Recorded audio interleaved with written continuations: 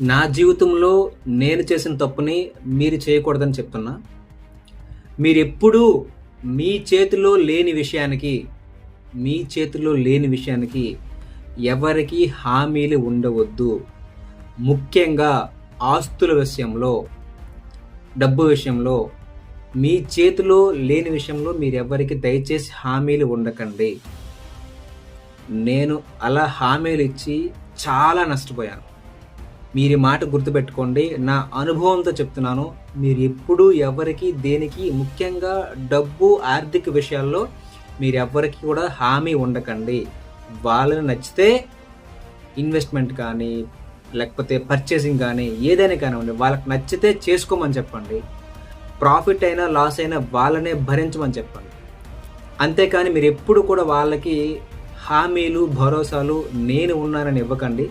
రేపొద్దున ఏదైనా జరిగి రివర్స్ అయితే మీ పీకల మీదకొస్తది, గుర్తుపెట్టుకోండి. నేను ఆ తప్పు చేశాను. దయచేసి మీరెవరు కూడా ఆ తప్పు చేయమాకండి. జై హింద్.